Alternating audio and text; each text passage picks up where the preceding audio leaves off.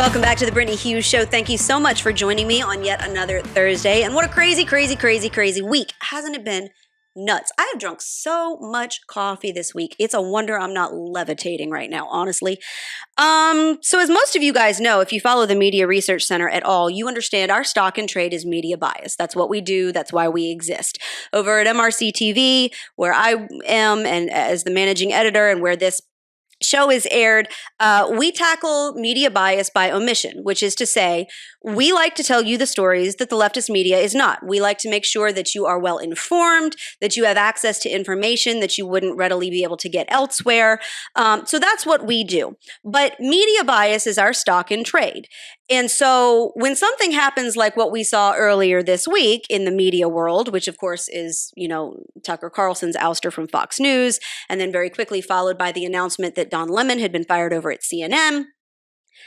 In my world, in my industry, that's kind of like if a hurricane hit at the same moment that a volcano exploded.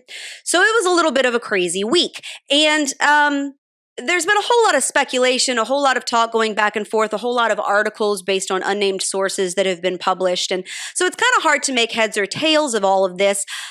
We still don't have a whole lot of details. It's hard to report on something that you're still missing giant gaps of the story. And so I'm not really here to speculate about what all of this means for Fox News, what this means for Tucker Carlson, what might come out of all of this. Why did they do what they did? Again, earlier on, when the press release was issued on Monday, all it basically said was Tucker Carlson and Fox News have broken up. We had no idea why. We didn't know if he had exited on his own. We didn't know if he was fired. It does seem, based on everything that has come out in the past few days, that this was a firing. This was not something that he voluntarily did of his own volition. Of course, which is why he closed his show on Friday, sounding like he was going to be back on Monday, which obviously didn't happen. So whether or not this was about the fallout from the Dominion lawsuit and all of the money that Fox is now going to be paying out, some $800 million to settle that, whether or not this was about some internal emails that Tucker sent criticizing the Murdoch family, and, whether there was some butthurt there and somebody got their panties in a twist, I have absolutely no idea. I do think that one thing that can be said definitively, however, is this is seriously going to shake up the cable news lineup. I think Tucker is going to be fine, by the way. I think that he is wildly talented. He has a major following that he has built over the years. There's a reason for that. We're going to get into that in a minute. And I don't know what this means for Fox News necessarily. I was on earlier this week with Trish Regan on her show, and of course she was over at Fox Business for some years, and so she's very familiar with that space and with that company. And she made the good point that, look, the 8 o'clock time slot on Fox News's lineup is a good time slot. Bill O'Reilly popularized it years ago, and it has held pretty strong in the years since. Of course, Tucker has helped build that up. And her point was, look, you could probably put a broom handle in the chair and it would pull at least decent ratings. So I'm not necessarily expecting Fox News to utterly tank, but I do think that Carlson's exit, for whatever reason it happened and whatever cause Fox News felt like they had, which apparently caught everybody off guard, even people at the company, I think is definitely going to, it's going to have some consequences, at least temporarily, not just because Carlson pulled a lot of viewers. It wasn't just because he had almost 1 million viewers on any given night, but he pulled a major demographic that's incredibly difficult to do and very important, and that's your 25 to 54-year-old demographic. He had a lot of younger viewers. There was a reason for that. Younger viewers could have been watching anything at 8 p.m. on a weeknight, and many of them tuned in to Tucker Carlson. And I think that's something important to remember when you talk about what he did, why he was as popular as he is, why the left hated him so much, and why they're glad he's gone, which I think all kind of, when you look at the totality of this situation, as the left and the media have tried desperately to contain their outright excitement over this news this past week, it really exposes not only what they thought of Tucker Carlson, we all know what they think of Tucker Carlson, but what they think of his listeners and his viewers and what they want moving forward. It exposes their long-term agenda when it comes to the narrative, when it comes to their control over information. This wasn't just a guy that they didn't like. This wasn't just a guy that said some things that they didn't appreciate. This was someone that challenged the very narrative that they expected Americans to choke down without question. That's ultimately what Tucker Carlson represented. So I think when you look at that, first of all, you kind of have to contrast their reaction, particularly among the media, to Tucker Carlson's exit to Don Lemon's firing. Now, Don Lemon is a moron and a half. Don Lemon was on air as long as he was for one reason and one reason only, and that is because he checked more diversity boxes than somebody like Brian Stelter. Otherwise, there is absolutely no reason whatsoever why Don Lemon, with his perpetual just propensity to open his gob and stick his big fat foot in it all the time, to the point where even his own coworkers didn't like him, there was no reason for him to continue to be on air with the drop in ratings that he had and when somebody like Brian Stelter had already gotten booted. This was a gay black man that checked some diversity boxes. Not saying that a gay black man can't be ridiculously talented. I'm just saying that Don Lemon wasn't it.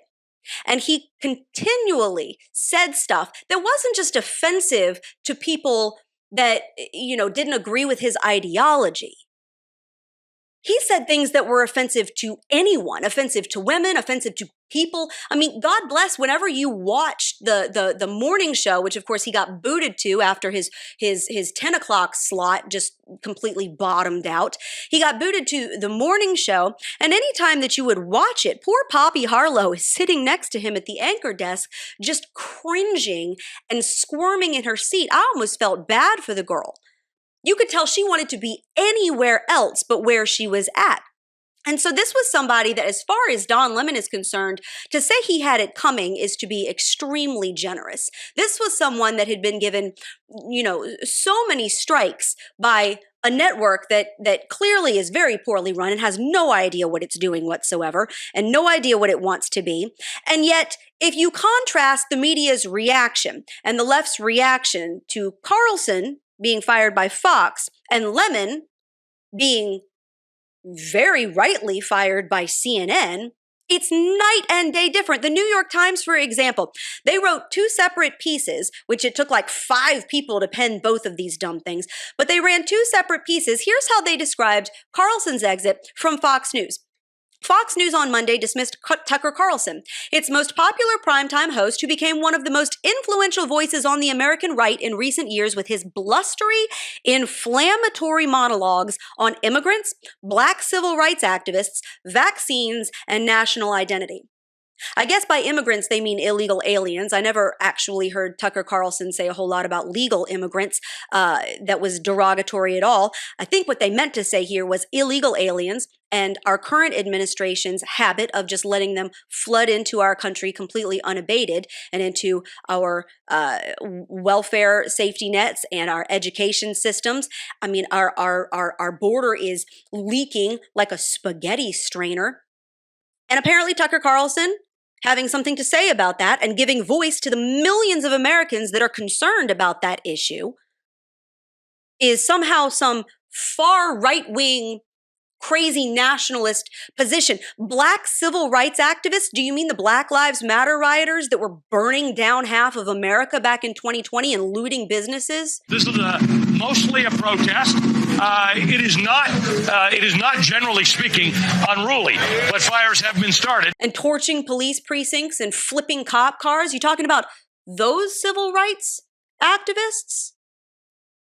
Because again, that was of concern to millions of very mild-tempered Americans who just wanted to know, why in the world are we letting them torch cities and assault people? I mean, this was a movement that literally left bodies in the street, but apparently you weren't supposed to say anything about that because that's extremely right-wing. That's radical. Vaccines. You mean the vaccines that the government was mandating everybody pump into their arms and give to their children just to be able to essentially walk out of their front door? go to a public school, walk into a restaurant? You mean those vaccines? Again, you notice the way that the media paints this like these were extreme statements and not simply giving a voice to millions of Americans' concerns on topics that they had every right to be concerned about. The difference was that Carlson wasn't peddling the narrative that the left wanted all of us to choke down without question. So that apparently made him extremely right-wing. Both Mr. Trump, they continue, and Mr. Carlson helped push far-right positions on issues like border policy and race relations into the Republican mainstream, and both relished antagonizing their political opponents with audacious and often untrue attacks.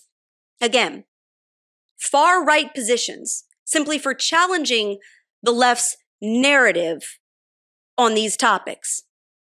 Again, like simple things like border security. Now, you contrast that with how the New York Times described Don Lemon, who, if anybody had an extreme habit of picking fights on his show with people that dared to disagree with him about anything, it was Don Lemon. He did it on the regular, but here's how the New York Times described him. One of CNN's most recognizable stars, Mr. Lemon had a reputation as a fiery political commentator during his 8 years as a primetime anchor. His long-running 10 p.m. program, Don Lemon Tonight, drew fans for his spiky exchanges and pull-no-punches commentary on politics and the Trump White House. You mean the 10 p.m. program that he got axed from because the ratings sucked so bad and he couldn't carry the dumb thing? They came on right after his BFF Chris Cuomo, who shall not be named. You mean that 10 p.m. program? And by pull no punches commentary, I don't know, things like saying Nikki Haley was past her prime because she's in her 40s and I don't know, is beyond childbearing years or something. You talking about that? I mean, this was a guy who had a well-documented and storied history of saying things that were so wildly offensive, his own side didn't like him.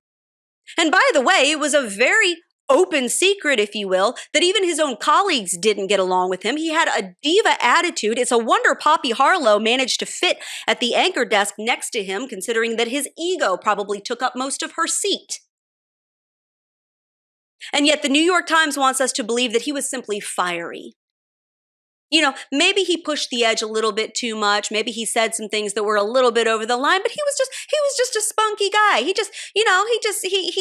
just really liked to tell it like it was. Oh, but Tucker Carlson, who asked questions and spoke on topics that we're not allowed to talk about, he was far right.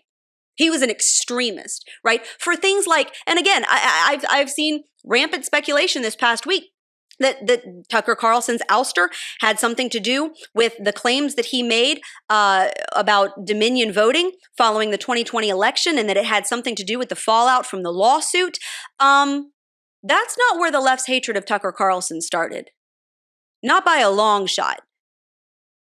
They want you to believe that this was some comeuppance for lying about the election or whatever. They had it out for this guy long before that because, again, he continued to question narratives. He continued to report on things that they did not want. They wanted to be kept hidden. The Hunter Biden laptop, fantastic example. He was one of the primary voices with one of the biggest platforms giving airtime to a story that they wanted so hard and so bad to be kept hush-hush, that they refused to report on it back in 2020 or even 2021 or even last year.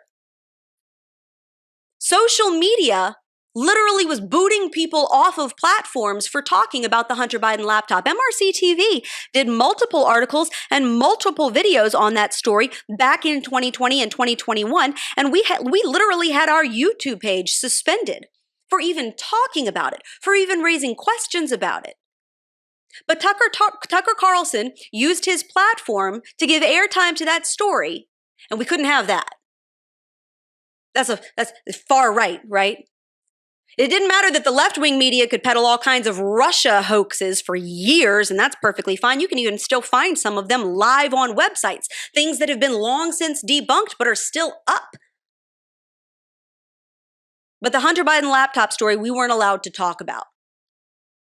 He questioned the media's Russia hoax narrative. He was one of the ones exposing that on an ongoing basis. He questioned the government's COVID response and the vaccine mandates, which again, it's not like people tuned into Tucker Carlson and all of a sudden the light bulb clicked on in their heads and they went, oh yeah, you know what? Dang, that's a good point. Maybe the government shouldn't be closing down people's businesses and keeping them from getting together with their families and forcing old people to die in nursing homes. Maybe they shouldn't be mandating that people shove a needle into their arms or lose their jobs or get their kids kicked out of public school. Maybe, Tucker Carlson wasn't telling people that.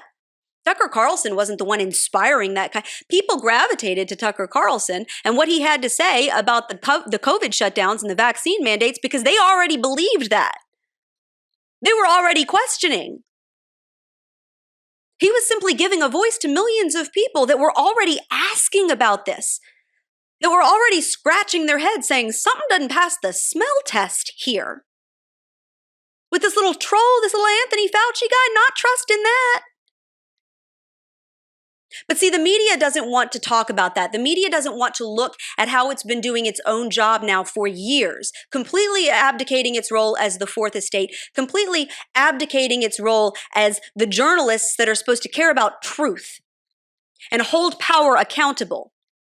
Instead, they have swapped that for being water bearers for this administration and for a left-wing narrative on just about every topic from economics to social justice.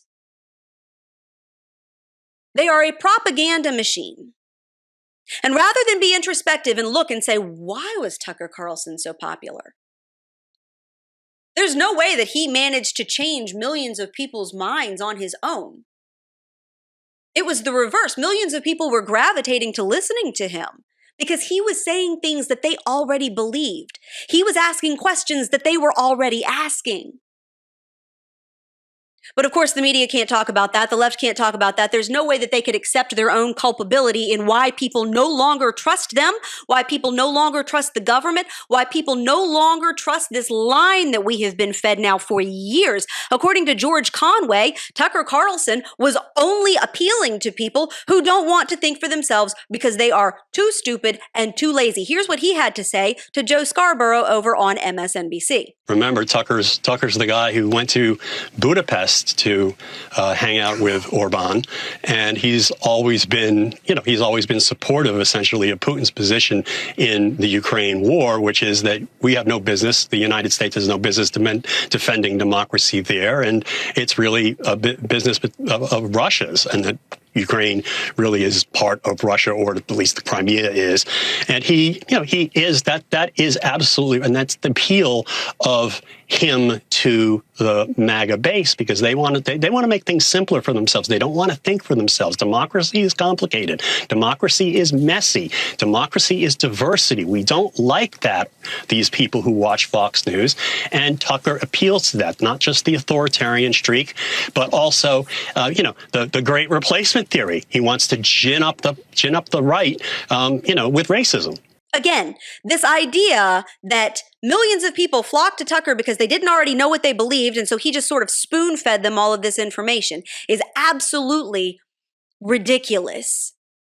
Absolutely ridiculous. As a matter of fact, what's ironic is I think it was actually the reverse. I think people were so sick of being told what they had to believe.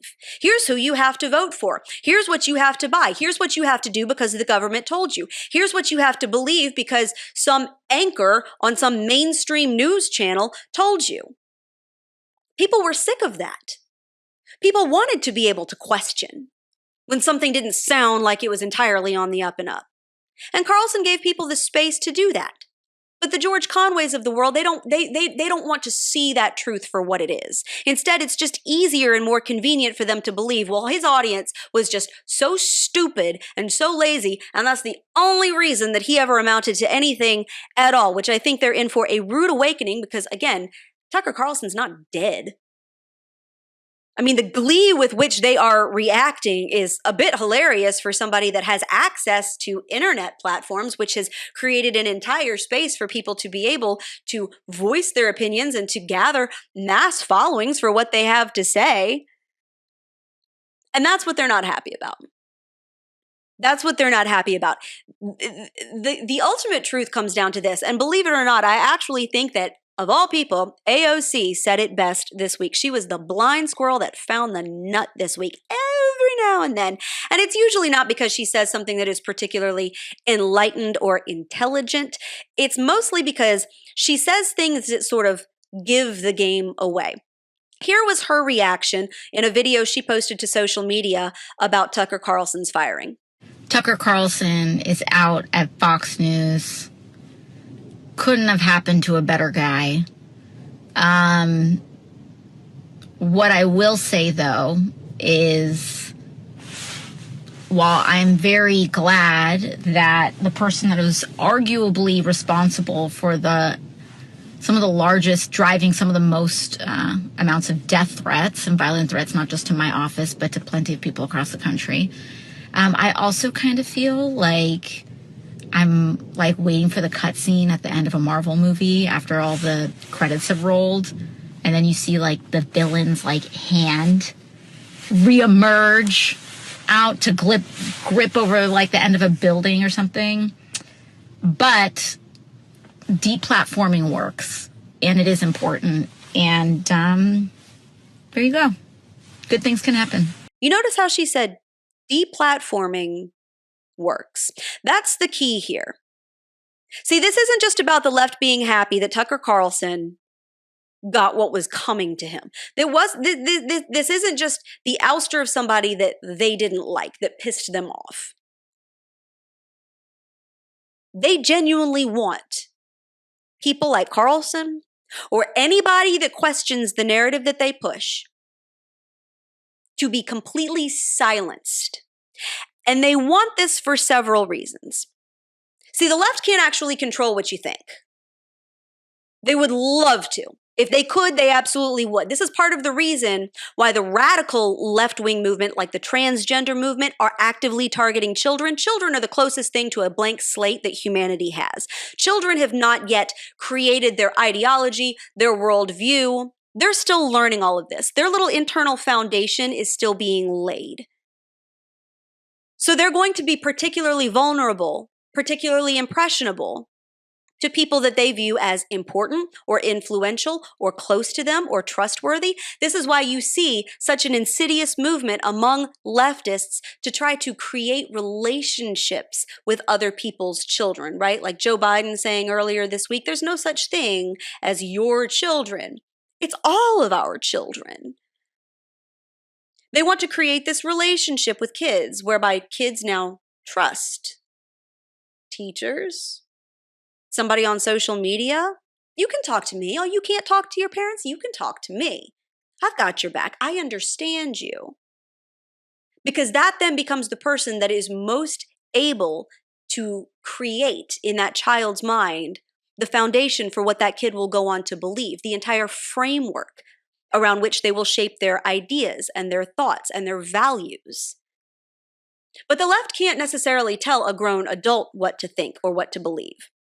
They've already sort of lost that, right? They would do it if they could, but they can't. So instead, they attack speech. I can't change what you think, but I can attack and halt your ability to say it to anybody else and to share that information and to spread that ideology. Okay. And the first way that they do this, by the way, is they try to make you afraid to speak. We'll come at you with the full force of the government, the full force of the courts, the full force of the left-wing cancel culture mob. We will terrify you. Whether this is a social media mafia that we send after you, whether it's the FBI yanking you out of your home because you're a pro-life activist who is praying in front of a clinic, whether it's, the Biden administration branding, parents who are upset at school board meetings as terrorists because you dared to question what was in your kid's public school library. We're going to make you afraid to speak. And then if you're not afraid to speak and you speak anyway, well, now we're going to take away your platform for speaking. You want to share that Hunter Biden laptop story? We're now going to boot you off of Twitter, boot you off of Facebook, boot you off of YouTube. We're going to shut down your avenues to be able to speak. And then the third thing that they desperately want, and this is what they're hoping with Tucker Carlson. It's not about Tucker Carlson, okay? Their glee here is not about Tucker Carlson. It's about you. See, what we want to do is we want to put you and your stupid beliefs in such a vacuum that you now feel isolated. You feel like you're the only one that still believes what you do. You're the only one asking the questions that you're asking. You're the only one concerned about the issues that you're concerned about. You're the only one questioning this. You're the only one going against the flow. So now, not only are you afraid to speak, you feel like you don't have a platform to speak, but now you're wondering what's even the point of trying to speak because you're the only one out there. And that's what Tucker Carlson did. It wasn't just that what he said was a threat. It was the fact that he was able to not only reach, but connect so many people who then felt empowered. I'm not the only one thinking that this COVID thing is a bunch of baloney. I'm not the only one that doesn't want to go jab my kid. I'm not the only one concerned about my school board's policies that let a boy walk into my daughter's locker room. There are more like me. That's what they're terrified of. When AOC says deplatforming works, it's not just because she doesn't want people to be able to share information and share stories. She's terrified of that. But she also doesn't want you to feel emboldened in a community of other like-minded people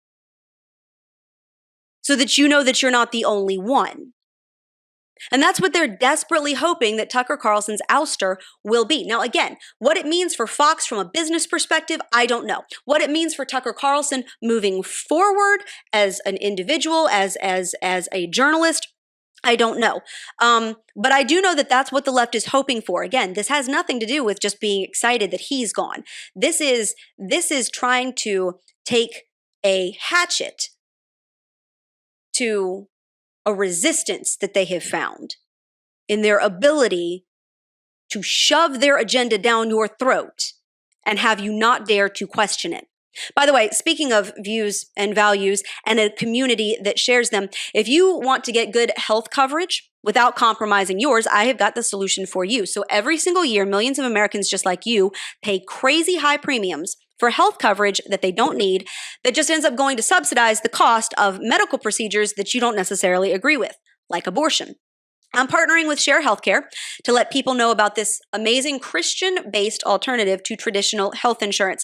Share Healthcare is not health insurance. It's an Affordable Care Act exempt cost-sharing program for people who are sick of traditional health insurance plans and the headaches that come with them, and who don't want to subsidize medical costs that don't align with their faith-based values. And with plans that start as low as $149 a month, Share Healthcare has individual, couple, and family plans to fit your needs. So if you're tired of closed enrollments, complicated insurance plans, expensive premiums expensive programs that are happy to take your money and spend it on care that does not align with your values, make sure you visit sharehealthcare.com. Enter the promo code MRCTV23, that's sharehealthcare.com, MRCTV23, and find a plan that works for you today. Of course, over in the land of news beyond just who is maybe headlining certain networks these days, I tell you what, it is getting harder and harder to tell what the Biden White House's values are. Mostly because I can't tell what they are trying to say on any given day. I mean, honestly, what's funny to me is, do you remember that when Trump was president and the left all laughed at him constantly because, you know, Kofefe, whatever. Maybe he tweeted something that didn't have the right punctuation, or maybe he said something that sounded goofy. He pulled a Bushism or something, I don't know, up on stage. That man couldn't scratch his nose without getting criticism about how he did it. And yet it seems like the Biden administration, and particularly Joe Biden himself and his absolutely flighty as a bird vice president, just get a complete and total pass from all mockery, even though it's nothing but serving up word salad over there. Did you see Kamala Harris this week? Kamala Harris, who, was she this inarticulate as a senator? I don't know. See, that's the thing is, as a senator, so much of what they say, particularly in front of a camera, is scripted. You get to write it out, right? And during your hearings, you can go on this sort of diatribe. It doesn't even have to be about what the hearing is actually on, but you can read it and it might make you sound very intelligent, very articulate. Not saying that Kamala Harris ever really sounded all that intelligent, but at least she sounded like she could string two sentences together, right? Then she became vice president and got put in front of microphones where she kind of have to speak off the cuff a little bit more. And it's just gobbledygook. It makes about as much sense as John Fetterman trying to read the Canterbury Tales over here. Here's Kamala Harris. She was speaking this week at Howard University in her first speaking gig since Biden announced that he is in fact running for re-election. Again, presumably with her on the ticket. And here's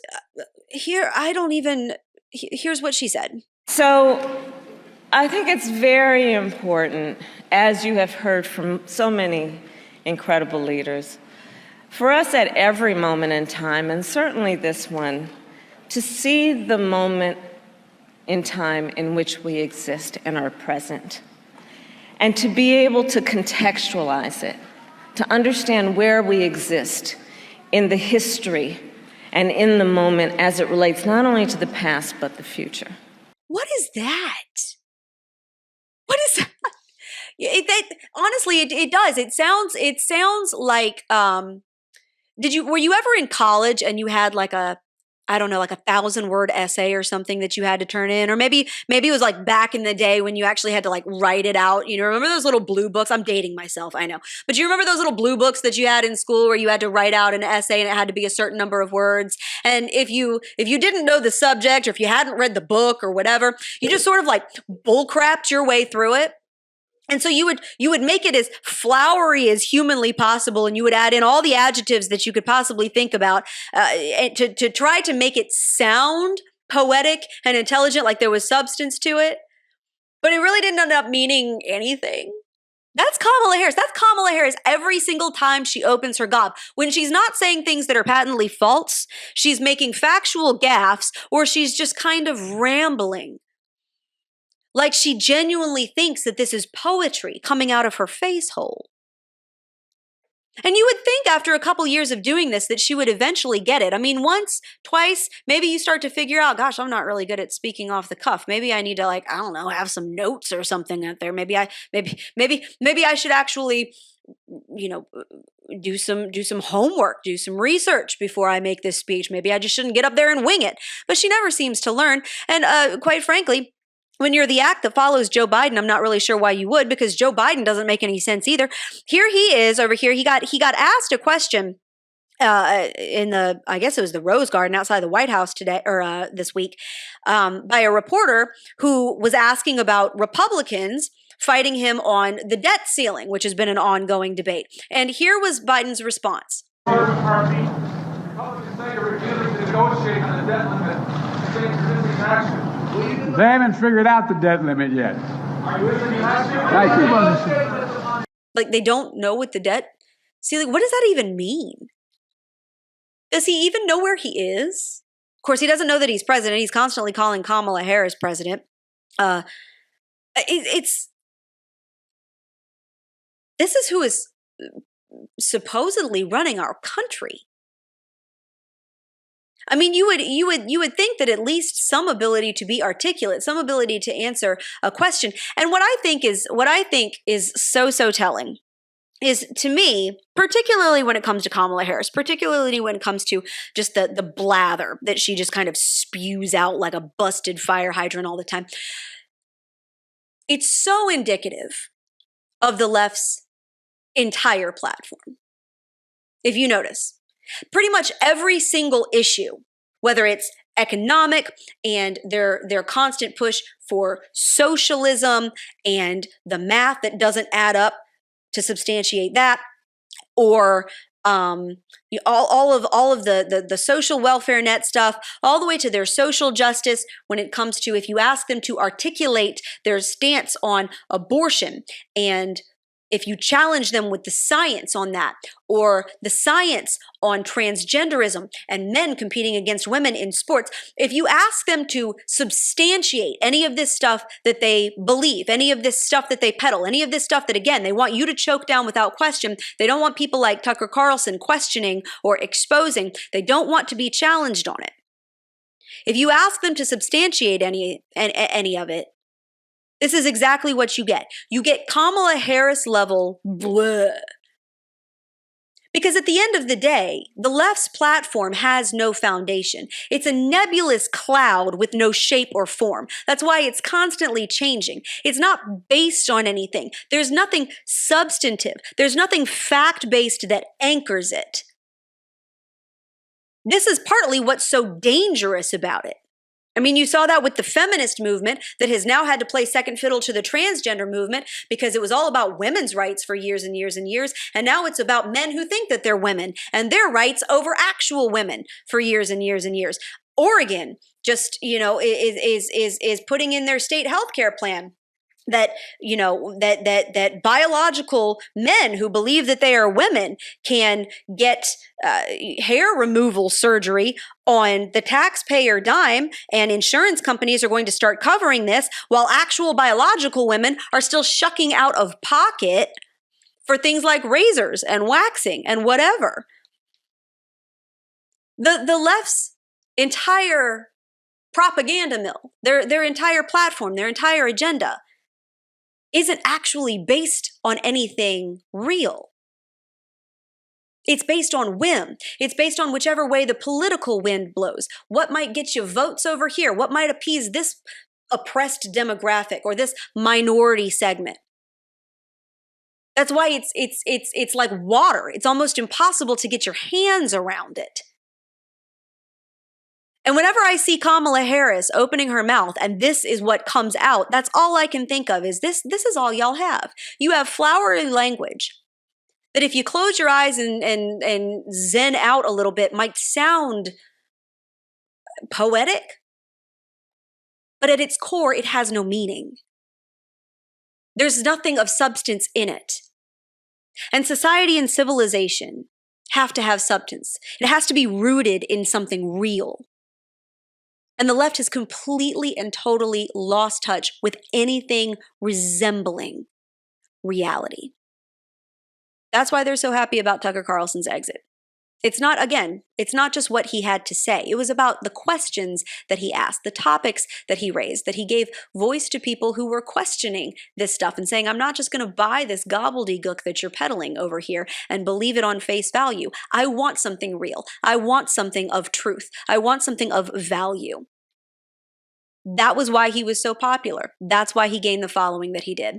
I don't think that this is the last that we have seen of Tucker Carlson. I think it would be incredibly foolish and short-sighted to think that this is where it ends for him.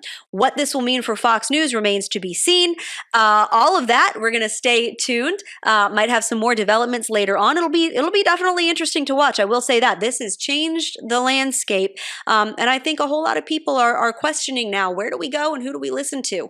Of course, you can always come here to the Brittany Hughes Show every single Thursday. Make sure you head over to Apple Podcasts and hit the subscribe button so you don't miss an episode.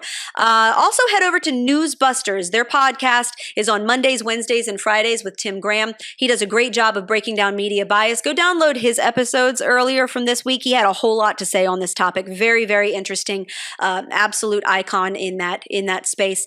MRC.org, by the way, MRC.org/donate. In case you weren't aware, the Media Research Center is a 501c3 nonprofit organization. That's a big fancy word for meaning we don't charge you money. We do not charge for the content that we create. We don't put it behind a paywall or a subscription, but we do exist entirely on donor support. So if you have not financially partnered with the Media Research Center yet, please, mrc.org/donate. You can find more information about how to support us over there and keep content like the Brittany Hughes Show coming. Also, sharehealthcare.com, MRCTV 23 is the referral code there, sharehealthcare.com. In case you're fed up with paying a whole bunch for healthcare coverage that you don't need and you don't want to subsidize things that you might not agree with, like abortions or transgender healthcare for children. Sharehealthcare.com, MRCTV 23. Until next week, I will see you back here. Have a fantastic weekend. God bless.